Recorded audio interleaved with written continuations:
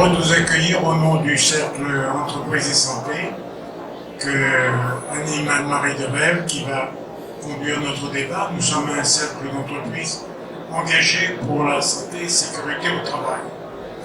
Et nous croyons aux data. Alors de croire aux data, et alors en même temps c'est pas génial, mais enfin, quand même pour information, les data, pour le moment celles qui occupent le plus le cloud, c'est peut-être les data financières, mais inéluctablement les data qui occupent le plus le cloud, ce sont les data de santé, de tout type, de toutes les collectes. Et nous sommes heureux de penser qu'il y a des exemples dans le secteur santé au travail où les data sont déjà utilisées avec intelligence. C'est en Occitanie qu'avec Anne-Marie, on a vu que vous aviez déjà développé des modèles, des informations, des traitements pour améliorer la prévention. Mais j'en dis pas plus, le débat va nous montrer. Et le but que nous cherchons ici, c'est tous ensemble de s'encourager et se convaincre sur ce chemin qui consiste à prendre soin des data et surtout à savoir les utiliser puis savoir en tirer profit. Voilà, merci à vous et je passe la parole à Anne-Marie.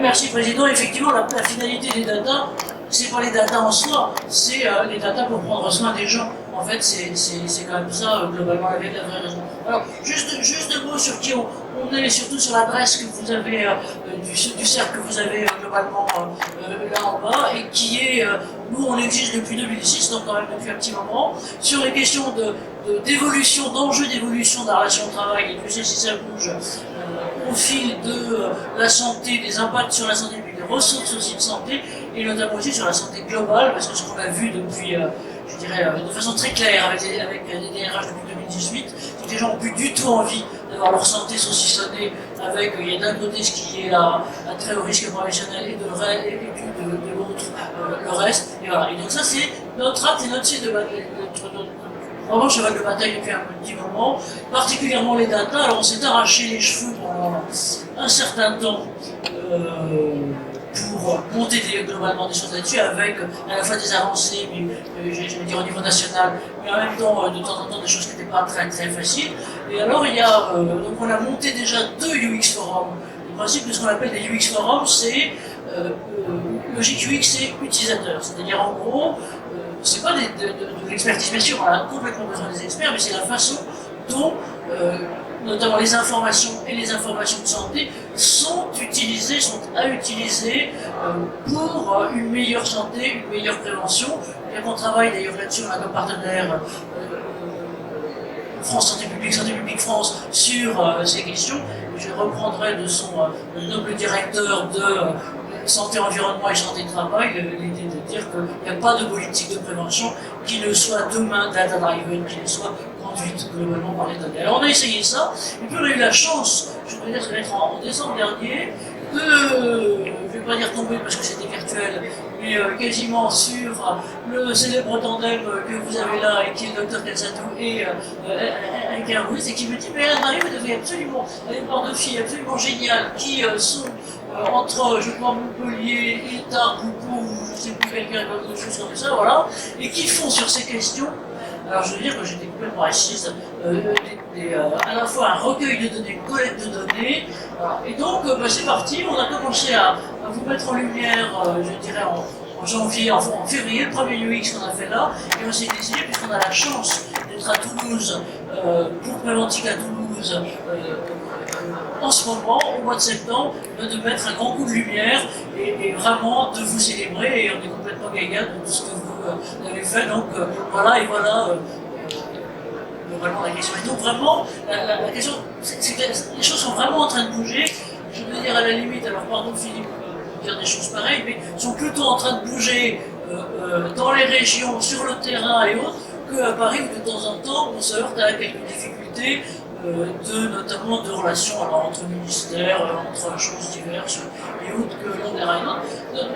Notre truc à nous, on a appelé ça d'ailleurs, je dirais à la fois à l'américaine mais aussi à l'ancien français, le terme de littératie, qui est l'acculturation, qui est le fait d'assimiler les choses. Alors, très utilisé ce terme dans les universités américaines, et pour moi, il me paraît très important parce que c'est vraiment développer la culture de la donnée et développer la culture de la santé et de la santé au travail en même temps. Donc c'est vraiment ce qu'on sait et ce qu'on souhaite avec nos amis. Alors je vous les présente.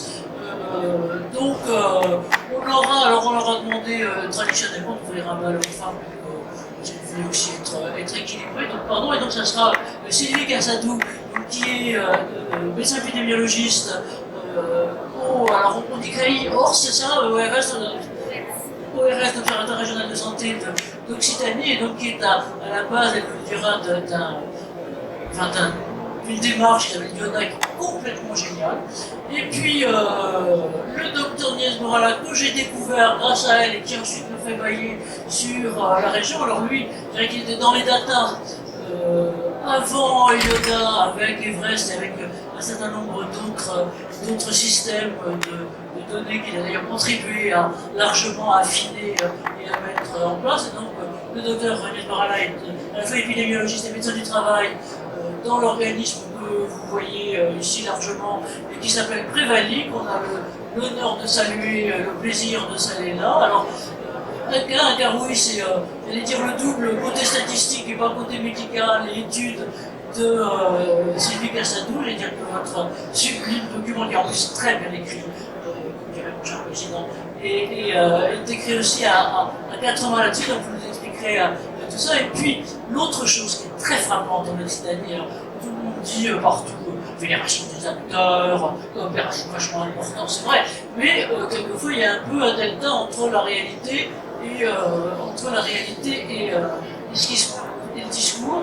Et là c'est vrai, enfin, vraiment on l'a vu, et merci à Catherine Rapinadel de la rade Occitanie d'être là, c'est la façon dont moi je dirais tous, pas brognard, mais justement tout se copilote et s'organise autour notamment de la rade, autour aussi de la traite, Virginie Nel, je ne sais pas si elle est là, mais on a beaucoup discuté aussi avant de ce côté-là, et avec une vraie fédération des acteurs. Et puis autre témoin, donc merci à Olivier Palmieri, docteur Olivier Palmieri d'être là, c'est une service de santé au travail de la région de Tarbes, c'est ça? Voilà, donc un grand merci à vous d'être là, parce que vous aussi vous êtes un utilisateur de ces données. Et si on les a mis tous les deux, j'allais dire en brochette, comme ça, l'autre est à la fin de la table, les tables rondes qui sont jamais rondes, je ne sais pas si vous avez vu, mais bon, c'est comme ça. C'est parce que la logique utilisateur est première, et puis alors on le salue hautement et on le remercie vraiment d'être avec nous aujourd'hui.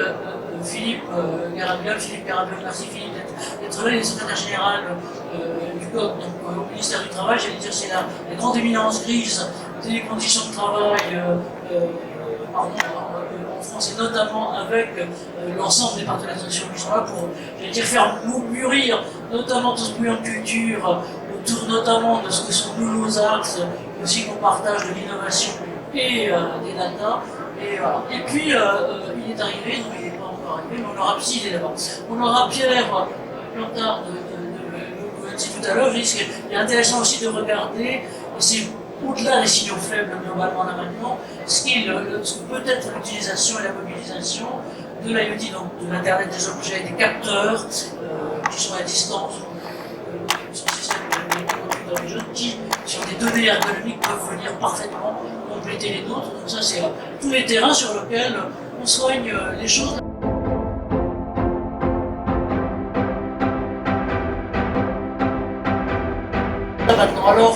Là maintenant, docteur Niès Morala, vous donc à la fois médecin épidémiologiste, médecin du travail, à Prévali, donc à la fois en pilotant et en exploitant ces données, voilà, comment vous voyez les choses, comment vous êtes tombé dedans, en gros, et comment ça se passe?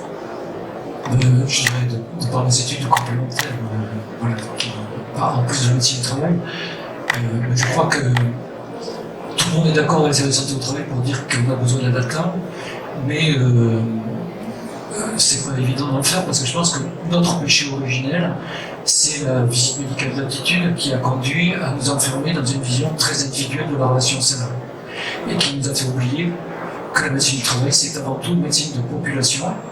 Et tout à l'heure, vous avez parlé de politique.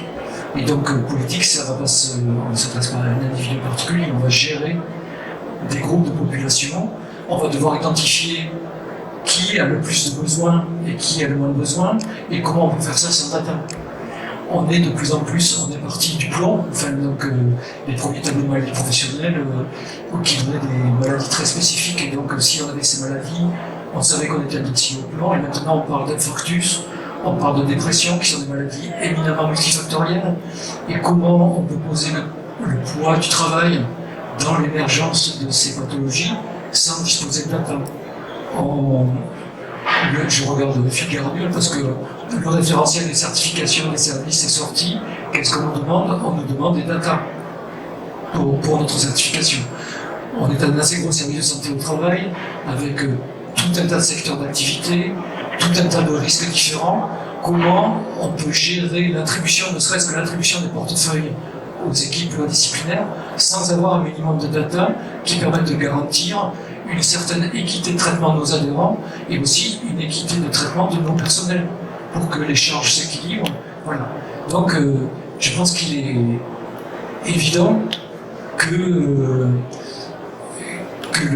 la data est indispensable et incontournable dans la vie des services de santé au travail, dans la conduite des politiques publiques, bien entendu, et dans l'alimentation du dialogue social, puisque c'est quand même aussi une finalité du COP, de pouvoir disposer de data pour discuter et bâtir des priorités.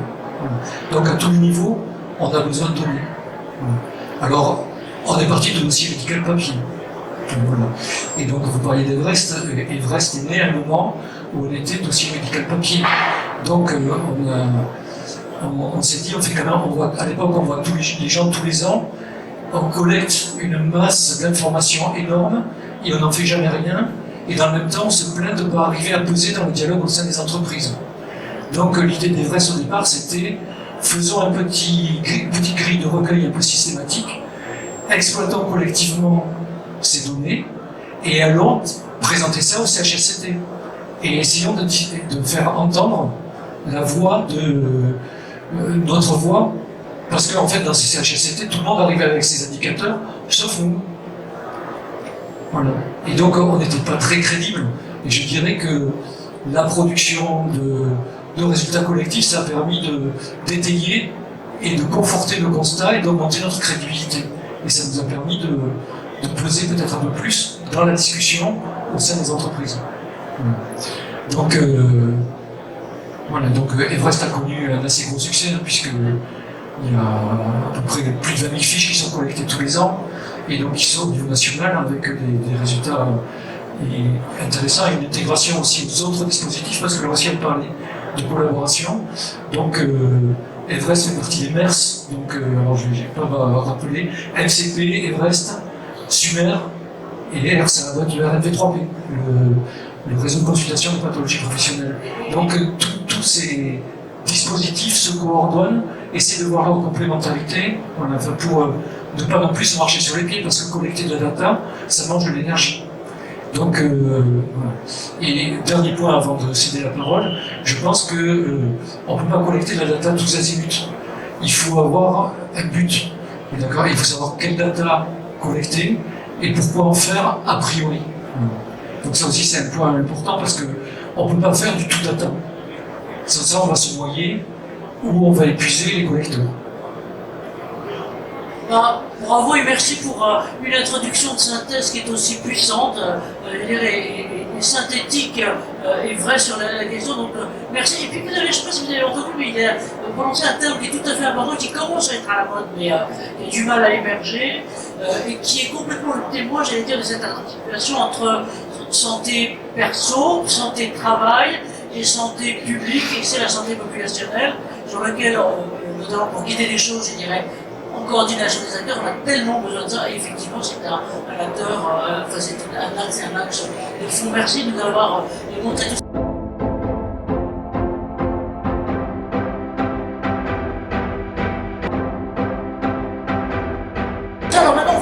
après, si vous voulez bien, avec ça marche, je me rapproche, voilà, avec, non, ça va trop vite, avec le docteur Cassadou et Inka Ruiz de l'ERS Occitanie, de voir comment, par cette espèce de truc assez génial, sur lequel je vous demande de lire, et non pas seulement par vos longues soirées d'été ou d'hiver, mais qui est le projet Yoda sur les inaptitudes en Occitanie. C'est vraiment absolument super. Donc, Sylvie, c'est à vous, si vous voulez bien, à la fois pour vous présenter comment vous avez fait. C'est-à-dire que, d'après ce que j'ai compris, vous avez réussi à faire travailler, avec N services de santé et prévention, santé-travail, pour collecter, compléter des données difficiles et finalement mettre un outil qui est un outil à la fois prédictif et un outil d'action en main de ces services. Alors c'est à vous. Merci. J'en profite pour 30 secondes. Je cherche une photographie que j'ai pour mon appareil. Donc, mon téléphone, si vous le trouvez quelque part, une couverture orange, ça sera prêt, ça me permettra de faire des photos. Sinon, je demanderai à Jean-Loup si tu peux en faire. Voilà. Pardon.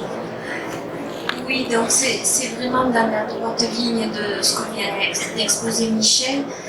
Effectivement, partir d'une question, d'un besoin, et en définir un objectif de recueil de données.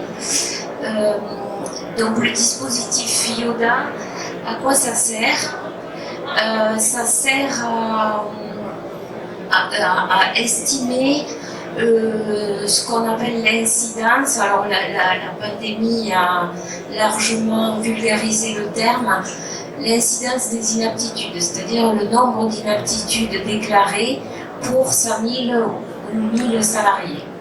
Ce qui permet ensuite de comparer ces estimations à la fois dans le temps et puis entre régions, par exemple, ou entre secteurs d'activité. Donc c'était l'objectif et c'est parti d'un besoin régional exprimé de multiples fois. C'est effectivement passé par, comme ça venait d'un besoin collectif, et bien l'action a été collective.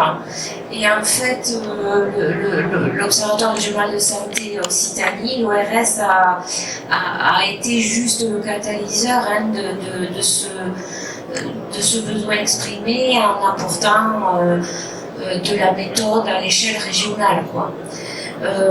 Et donc, ça ne sert pas Yoda seulement à estimer le nombre d'inaptitudes pour 1000 salariés et le suivre dans le temps, que ce soit sur la région, sur un département ou bien sur les salariés d'un service de prévention et santé au travail, et ça peut s'estimer à différentes échelles.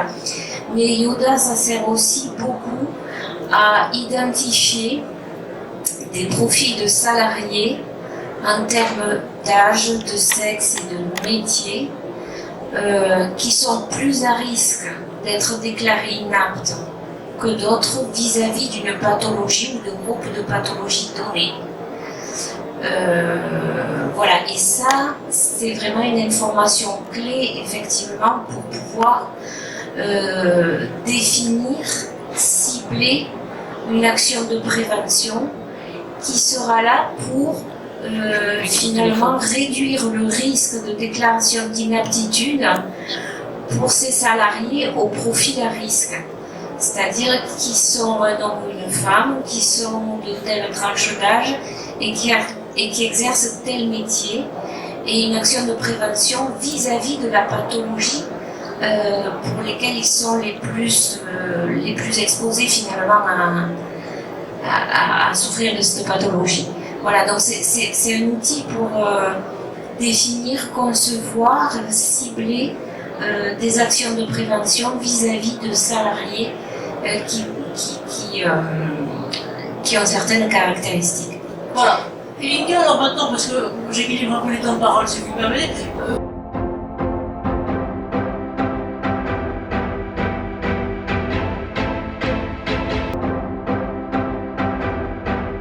pratiquement comment vous mettez ça en œuvre, et notamment avec comment vous transmettez les informations avec les services de santé au travail que sont par exemple globalement vos deux voisins pour développer une démarche opérationnelle. Voilà, pratiquement comment vous faites et de quoi vous êtes fiers? En fait, ce projet, c'est vrai qu'il a eu une première édition, donc c'est le rapport là, que je vous invite à lire et que Anne-Marie vous invite à lire aussi, mais c'est la synthèse. Et sa deuxième édition, l'intérêt et ce projet, tous les partenaires qui se sont impliqués au niveau de la région ont trouvé que ce projet était envisageable, faisable, puisque la première édition a eu un réel succès, de la pertinence et qui est aussi un retour d'investissement, si je peux le permettre, auprès des services de prévention santé au travail qui ont participé, puisqu'il y a effectivement, Dr Nuez Borrella parlait de collecteurs de remontée de la donnée, mais aussi on s'engage dans ce projet à la faire partager, à la restituer au sein des services de prévention santé au travail pour qu'ils puissent s'en emparer, s'approprier, le faire partager au sein de ces équipes, mettre en place des actions de prévention et du coup de profiter effectivement de ce dispositif pour améliorer les actions de prévention au sein de chaque service de prévention de santé au travail. La deuxième édition du coup a été cofinancée par la DRETS, la RS Occitanie, la GFIP, parce que effectivement ils ont trouvé l'intérêt, tout le monde était unanime pour dire ce dispositif il faut qu'il continue, il faut qu'on continue à suivre les indicateurs, à suivre d'avoir de l'amélioration de la connaissance sur les salariés, comme l'a dit Sylvie, sur leur profil, sur les déterminants de santé au travail, de faire des liens entre les métiers, les pathologies, les risques d'inaptitude au travail. Ce projet il a été souhaité d'être élargi, donc aujourd'hui on est plutôt sur être plus en amont, souhaité d'être travaillé sur les demandes d'aménagement de poste, et ça c'était un réel besoin qui était remonté de l'ensemble des partenaires locaux, de travailler plus en amont, de travailler plus sur la prévention et le maintien à l'emploi, puisque c'était aussi dans le cadre de la mise en place des cellules de maintien à l'emploi où les services santé de prévention de santé au travail avaient besoin aussi d'avoir de la connaissance pour alimenter leurs services, leurs cellules de maintien aux emplois. Voilà. C'est bon, comment venir en dialogue après, mais moi, ma question est un peu comme tout le monde, peut-être, Olivier.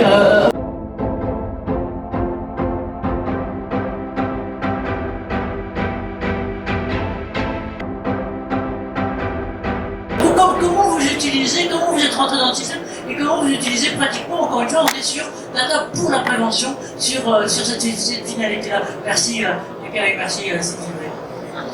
Oui, ça a été d'ailleurs un des facteurs de motivation, parce que pour reprendre un peu ce qu'a dit Michel, éviter d'épuiser les collecteurs.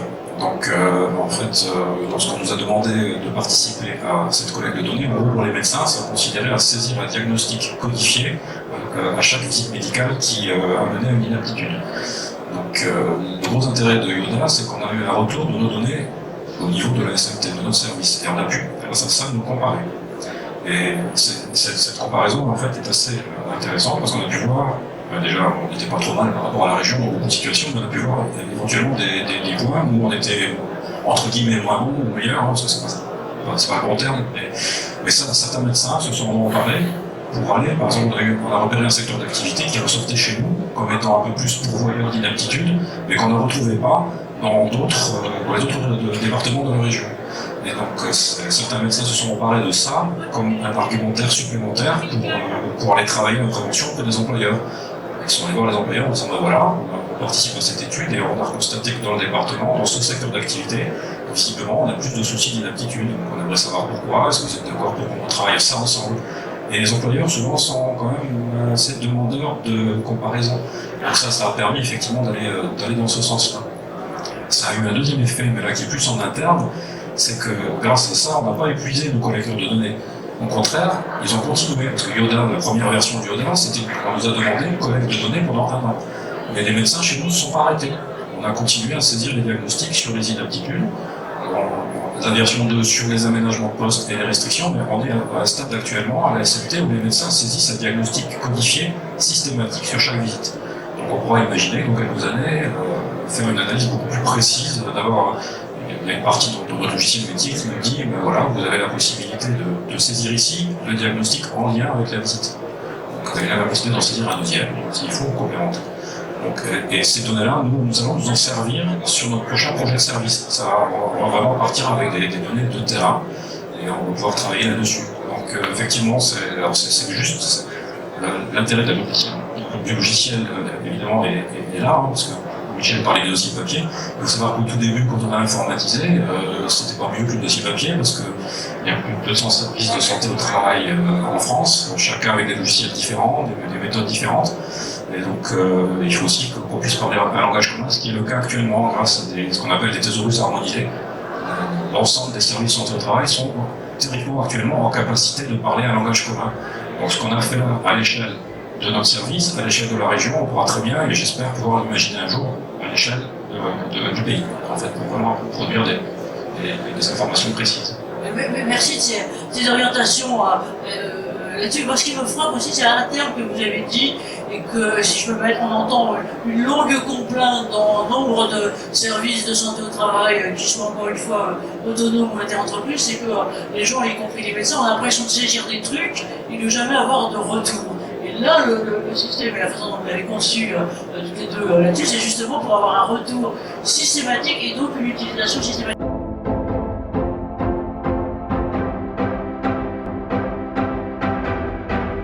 Michel, de votre côté, là, on fait les choses de façon un peu interactive. Comment vous avez, au sein de Prévalie, à la fois saisi, participer à cette collecte et en même temps contribuer à piloter les choses? Déjà, je pense qu'en termes de méthode, je ne sais pas si vous donnerez la parole à François, mais on a bâti, je pense que ce qui est important dans Yoda, c'est la co-construction. Et c'est-à-dire que le terrain a été associé à l'élaboration. Et donc c'est aussi, je pense, une des conditions du succès, parce que c'était un des éléments de très fort de faisabilité. Et ensuite, il s'agissait de... Et là, Sylvie Cassadou a une grande part là-dedans, c'est d'arriver à parler à tous les services et à tous les éditeurs de logiciels pour arriver, sur la base d'un cahier des charges commun que François Tesseroy, qui est là, qui est notre ingénieur application métier, a largement contribué à élaborer de par sa compétence informatique, puisqu'il fallait pour parler aux éditeurs de logiciels, on avait vraiment besoin d'un cahier des charges précis qu'un informaticien soit capable de comprendre. Donc c'est dire que nous, médecins, on aurait été absolument incapables de le faire. Donc il y a vraiment ces deux aspects, je pense, de la collaboration avec l'association du terrain à l'élaboration et le fait de disposer de compétences qui ont permis de réaliser un peu le tour de force, d'obtenir de tous les éditeurs de logiciels présents sur le territoire, de faire le développement spécifique pour Yoda, sur une base commune. Donc ça, c'était pas la moindre des...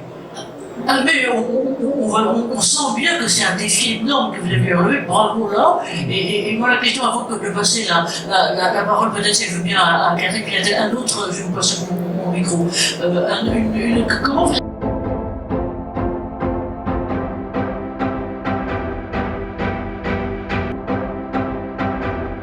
avez réussi à faire un truc-là, ensemble, Sylvie? Ce qui a beaucoup aidé, c'est qu'on partait d'un besoin exprimé. Donc ça, c'est un facteur facilitant. Et puis, il n'y a pas de secret. En fait, j'ai fait la tournée de tous les services interentreprises de santé au travail d'Occitanie. Donc à l'époque, quand on a démarré, il y en avait 27, je me rappelle. Et donc j'ai fait un grand tour d'Occitanie. Et j'ai pris le temps, et je crois que c'est la clé, de vraiment à la fois exprimer ce qu'étaient les objectifs du projet, mais aussi recueillir les contraintes, les difficultés qu'il pouvait y avoir, tous les éléments de faisabilité pour le service que j'allais voir, de participer à ce projet. Et c'est vrai que je pense que c'est ça la clé, quoi. Partir du besoin, ça veut dire savoir écouter. D'avoir écouté et savoir fédérer. Alors,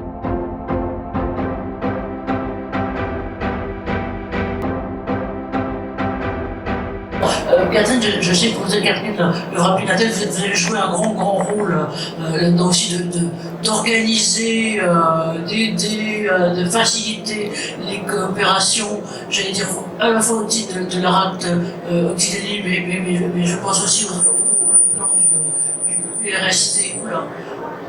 Je ne suis pas trop près là, voilà. Là-dessus, Catherine a voulu.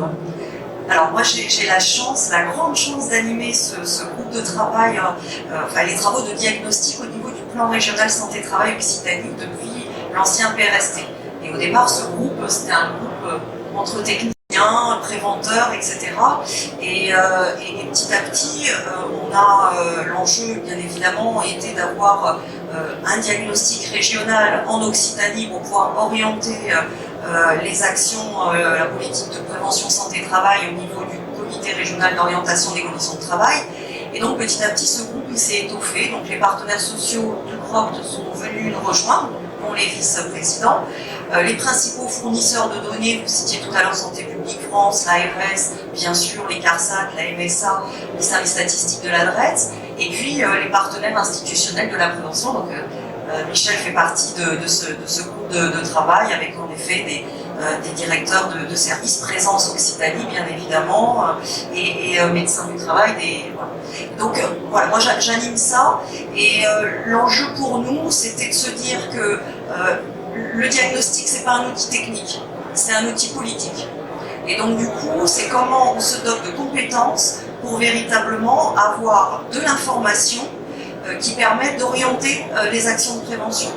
Et donc du coup on s'est outillé, et d'ailleurs avec en s'appuyant aussi sur les équipes d'Atlas Santé des ARS, c'est les équipes qui gèrent la donnée santé publique au niveau national, pour pouvoir justement développer nos compétences et se dire comment arriver à un diagnostic partagé. Parce que un état des lieux de données, et c'est vrai qu'on s'est beaucoup appuyé sur les compétences de l'ORS, du Créveillé ORS pour la réalisation de ces diagnostics à deux reprises, mais c'était de se dire que on a un état des lieux de données, mais comment on passe à un diagnostic partagé qui permet de confronter des avis, de confronter les données aussi aux pratiques de terrain, aux problématiques de terrain, et c'est là où les partenaires sociaux aussi ont alimenté, les médecins du travail, enfin, etc., ont alimenté la discussion pour véritablement avoir un diagnostic qui prenne en compte aussi ces problématiques de terrain.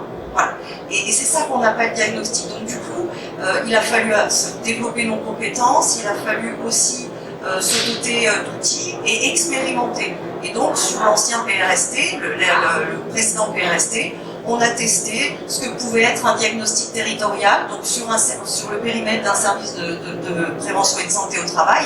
Donc on a travaillé notamment avec le service d'Alès-Lozère pour tester une démarche, notamment en s'appuyant sur un outil cartographique qui permet de croiser des données d'origine différentes, de croiser les données par exemple du Cap Emploi avec les données de la CARSAT, etc., etc.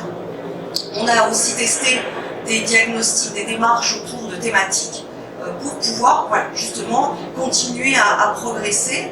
Et donc aujourd'hui, au niveau de ce groupe, on essaye de faire vivre et mettre à disposition donc, les éléments du diagnostic régional, notamment on a produit avec l'aide de l'ORS des focus thématiques en matière de dialogue social, en matière de santé au travail des femmes, etc., qui ont aidé à faire émerger des actions particulières au niveau du PRST, mais outillé avec ces informations-là. Et aujourd'hui, notre actualité, elle est sur un projet pour lequel on vient de recevoir le soutien d'une dotation exceptionnelle donc du PST4 PRST. Justement, c'est d'expérimenter un observatoire, faire de l'open data santé-travail en Occitanie, c'est-à-dire un observatoire régional en s'appuyant sur des compétences qui existent depuis longtemps, qui sont celles en effet de la direction du numérique des ministères sociaux, l'outil des ARS, l'outil cartographie des ARS, donc qui va héberger notre observatoire pour pouvoir mettre à disposition des acteurs de la prévention, des acteurs des entreprises, des élus, des directions, des acteurs des territoires, pour pouvoir avoir de la donnée, pour travailler sur la donnée, sortir des portraits de territoires, de secteurs professionnels, pour favoriser la comparaison donc avec des éléments sur la sinistralité, des éléments sur les inaptitudes en s'appuyant sur en s'appuyant sur Yoda, des éléments, des données socio-éco, parce qu'on se dit que selon les caractéristiques du bassin d'emploi en matière économique, ça ne produit pas les mêmes choses en matière de sinistralité, et donc du coup il faut adapter les politiques de prévention. Et donc du coup cet observatoire permettra de faire des sorties, des portraits à l'échelle régionale, départementale, des zones d'emploi, mais aussi du périmètre de chaque service de prévention et de santé au travail. Voilà, donc du coup c'est une belle aventure dans laquelle on est embarqué au niveau de ce groupe. Et puis on héberge également la commission épidémiologie Occitanie, et donc on est comité de pilotage des travaux de Yoda, parce que voilà, à l'origine il y avait eu le soutien du Fonds pour l'amélioration des conditions de travail, donc avec un pilotage paritaire de ce type de projet. Merci à vous, Catherine. Je me demandais tout à l'heure, quelle est la chose dont vous êtes le plus fier pour le passé et que vous avez le plus envie de faire tout à l'heure, mais j'aimerais qu'on...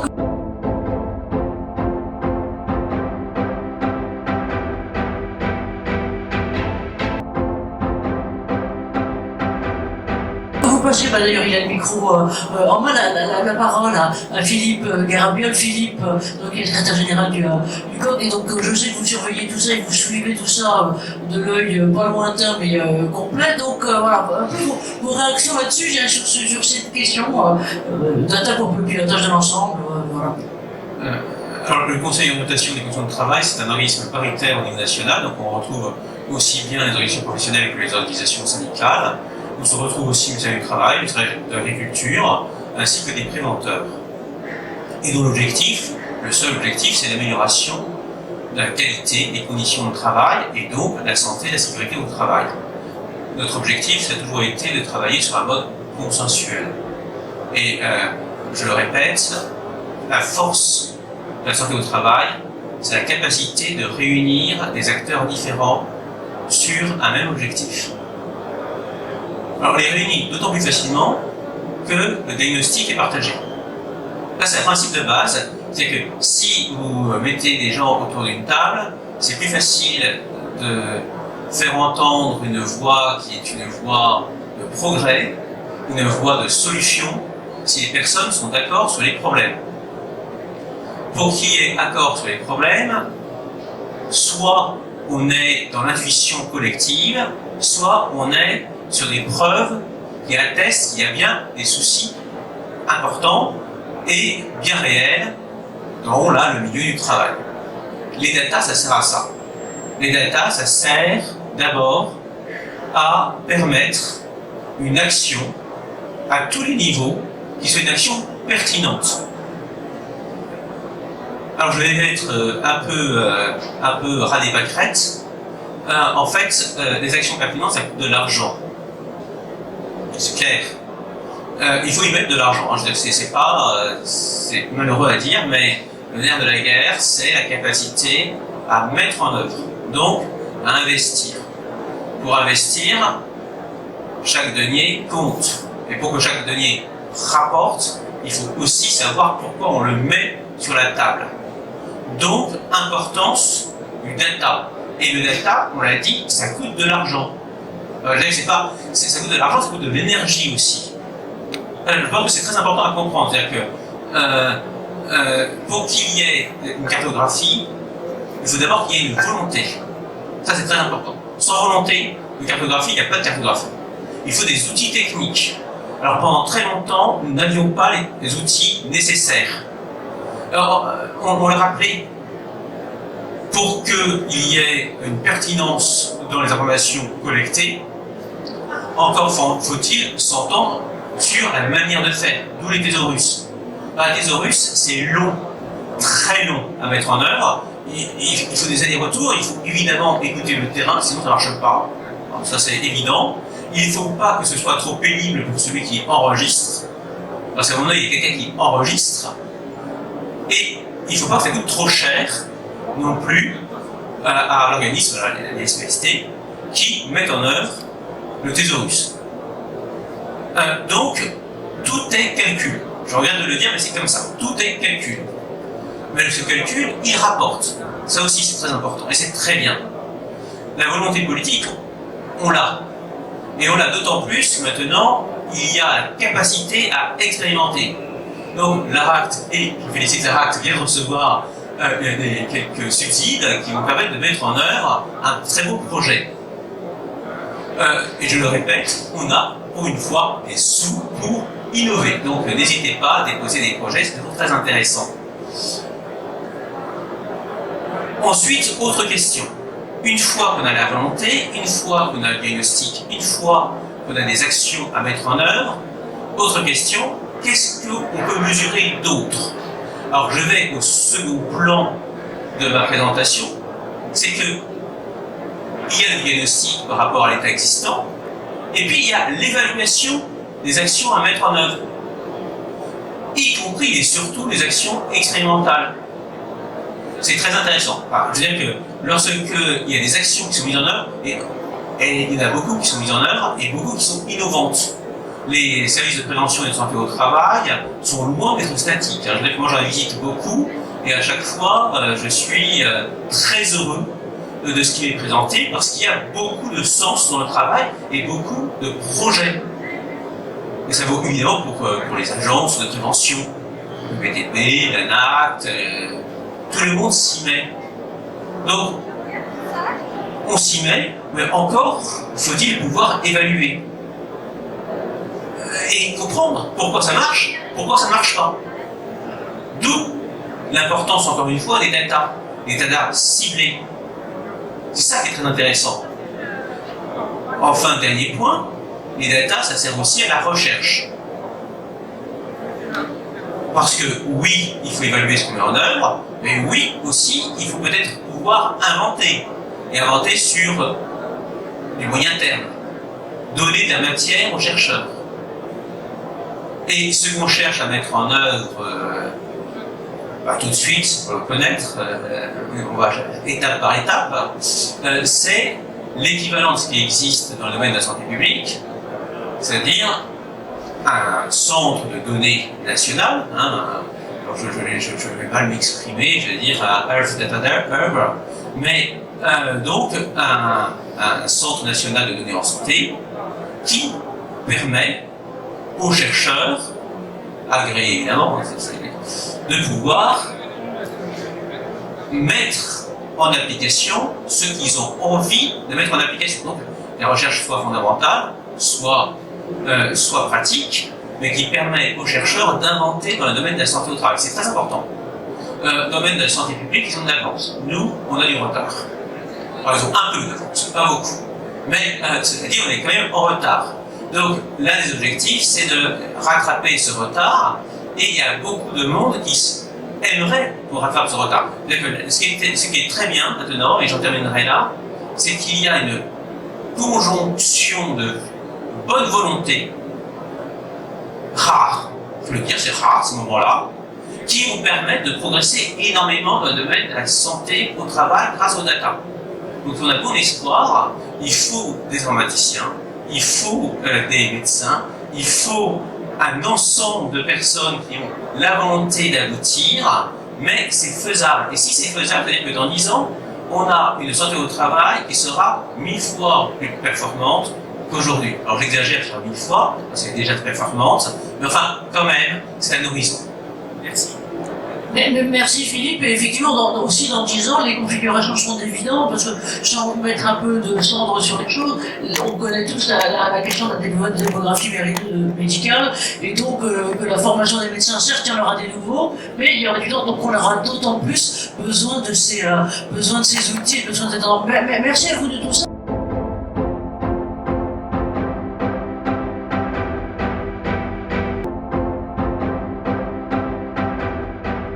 Et j'aimerais bien maintenant qu'on demande, Pierre, si tu veux bien venir, une optique complémentaire sur ces questions de data, parce que là, il y a tous les data qui sont effectivement compris dans les dossiers médicaux en santé-travail est alimenté par un certain nombre d'autres points. Alors, pardon, j'appelle Pierre parce que je vous en disais deux mots tout à l'heure, on est un peu complices et on le connaît depuis qu'il est venez par là. Oui, il n'y a pas d'autre chose, hein, pardon. Ici, j'ai pas une autre chose. Mais c'est bien.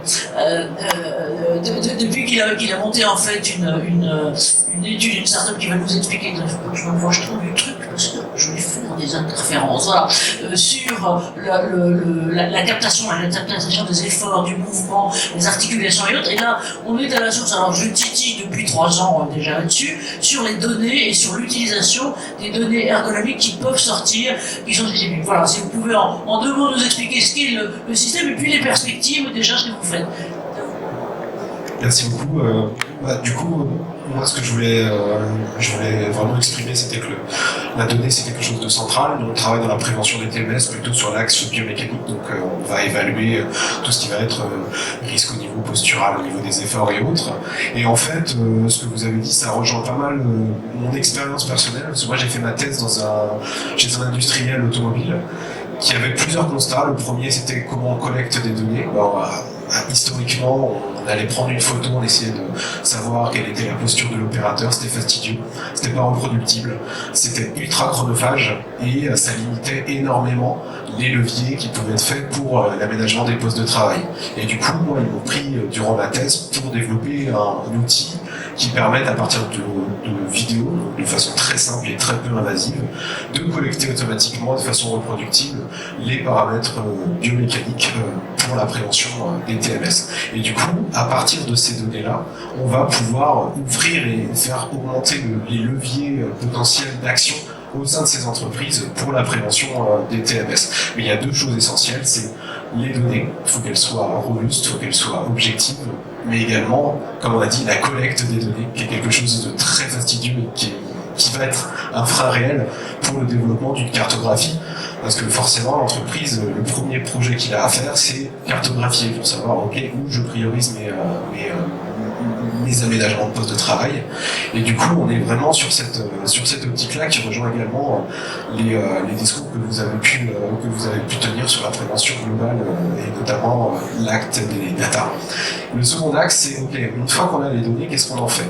Nous, historiquement, on applique des grilles de cotation ergonomique qui sont issues de la littérature, des grilles posturales, qui sont un peu obsolètes. Et du coup, qui ont été conçus à l'époque où on n'avait pas de moyens de mesure fiables et faciles à utiliser. Et du coup, l'étape d'après, c'est comment on rend plus intelligente la donnée qu'on va récupérer, comment on la rend plus contextuelle. Et surtout, un petit exemple concret, c'est ces données, les grilles qu'on utilisait contre 30 ans maintenant, elles vont pas différencier le risque postural d'une personne en début de ses 8 heures de travail comme à la fin, ou à la fin de sa semaine de travail. L'idée, c'est comment on va aller au-delà de ces choses-là et on va rentrer les données, l'accumulation des contraintes au fur et à mesure de sa journée, plutôt que de regarder juste un risque à un instant T donné sans avoir vraiment l'historique et l'accumulation des contraintes. Donc l'idée, la 3e étape, c'est qu'une fois qu'on arrive à rendre facile la collecte de données objectives, c'est comment on améliore cette donnée-là pour qu'elle réponde encore plus à des problématiques d'enjeux de prévention des TMS. Merci.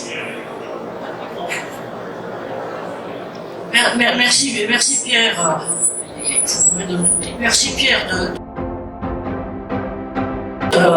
de cette intervention. Et vraiment, on voit effectivement à quel point, finalement, ce que vous incarnez, Catherine, qui est la collaboration, la coopération d'acteurs très divers, y compris les startups qu'on va pitcher là, qui ont été d'abord des étudiants et d'autres là-dessus. Et donc, pour aller plus loin, l'idée là, c'est de prendre, si je peux pas être pour les quelques minutes qu'on a encore là, et qu'on regarde quelles sont vos priorités, vos envies, je dirais globalement d'aller plus loin. Et moi, j'aurais tendance à vous poser la question de 2 façons. C'est d'abord, ce que je vous disais tout à l'heure, tout ça, de quoi vous êtes le plus fier de ce que vous avez mis en place récemment là, pour monter ça, et sur quoi justement vous allez vous appuyer pour vos priorités, j'allais dire, Catherine en a donné certaines qui sont lointaines, qui sont très ambitieuses, et bravo, mais vos priorités à chacun des niveaux de votre contribution. Alors d'abord notre cellule duo, si je peux me permettre, Sylvie et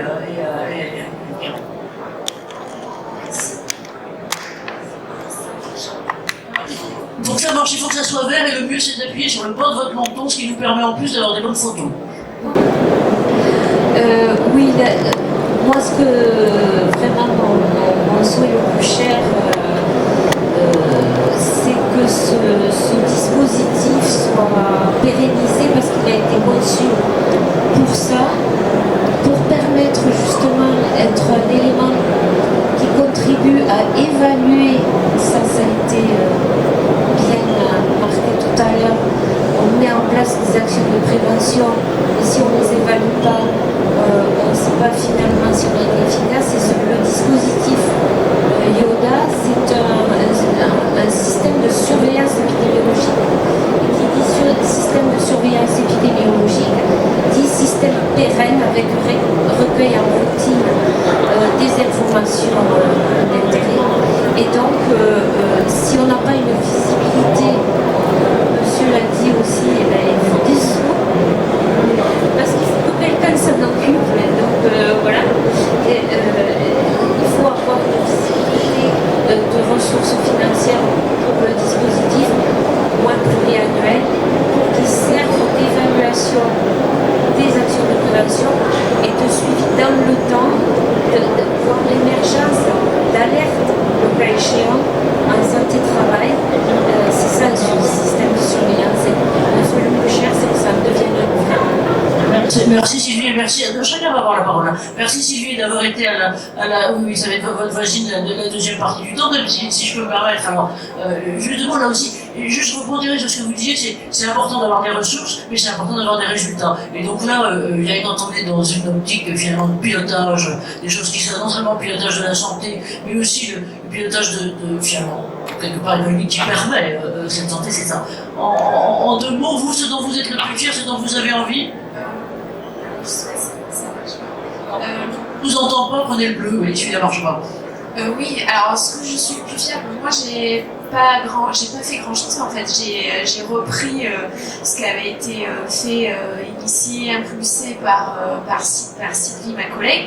Et du coup, moi, ce que je suis fière en fait, c'est de tout ce travail collectif. Moi, j'adore. Je remercie Sylvie de m'avoir transmis le flambeau et du coup le pilotage, je trouve que c'est un réel intérêt de cette façon collective de construire ensemble, d'être avec le lien terrain, chercheur, puisque on est aussi sur ce projet, il y a les chercheurs avec nous et du coup moi j'adore travailler sur ce projet-là et mon vœu le plus cher, ça serait que effectivement ça rentre dans une pérennisation, que ça fasse des petits, que ça donne envie à d'autres régions de faire de même. Donc on va présenter ce projet, on va être présent à la Société française santé publique pour donner envie à d'autres régions de faire la même chose en fait. Ouais. Bravo pour poursuivre le collectif et l'envie. Olivier, à vous maintenant si vous voulez bien. Je crois qu'il vaut mieux celui-là, il est mieux.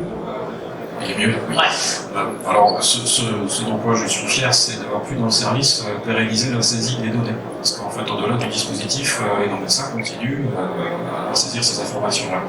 Et après, bon, je rêve peut-être, j'aimerais qu'un jour, dans cette continuité, parce qu'il faut savoir que les services de prévention et de santé au travail sont les seuls actuellement à pouvoir collecter à la fois des données de santé et des données d'exposition professionnelle. Alors, on n'a pas trop parlé de cet aspect-là.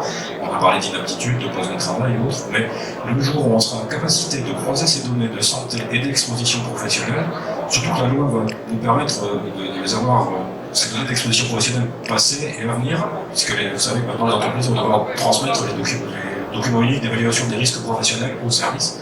Donc d'avoir cette vision à la fois dynamique de la santé et des expositions professionnelles au cours d'une vie, ça nous permettrait vraiment d'avancer en termes de prévention derrière. Merci de ce cap qui est tracé. Merci, et puis après Michel, et ensuite Philippe. Peut-être se dire que, enfin, ce qui me semble intéressant, c'est qu'aujourd'hui, on se dit, les data, c'est une affaire de spécialistes, voilà, on n'y comprend pas grand-chose. Et je crois qu'aujourd'hui, on commence à partager le fait que c'est pas une affaire de spécialistes. C'est en fait tout acteur de la prévention, mais comme tout salarié qui met en œuvre des actions de prévention au quotidien, tout employeur qui met en œuvre aussi une politique de prévention, ce sont des acteurs justement qui des usagers de ces données et qui contribuent à réaliser des diagnostics. Donc voilà, ça c'est, je pense qu'on commence à se dire en effet que les questions de diagnostic, c'est pas des histoires que de spécialistes. Et puis, par rapport à ce que disait Inka, je suis tout à fait d'accord, c'est-à-dire que Yoda, ça a été une expérimentation. On a vu que ça a marché, ça répond à des attentes, et à chaque fois que j'entends un témoignage justement sur l'usage de Yoda, ça montre bien que voilà, c'était vraiment, ça répondait à un besoin, et puis ça donne du sens aussi par rapport à ceux qui rentrent les données. Voilà, on voit à quoi ça sert. Et donc du coup, c'est comment on transfère, c'est-à-dire d'une expérimentation locale, comment ça peut essaimer dans d'autres régions. Et l'enjeu, il est là. Je pense que quand on fait des beaux outils comme ça quelque part, pourquoi ça peut être utile ailleurs pour pouvoir refaire à zéro quelque chose.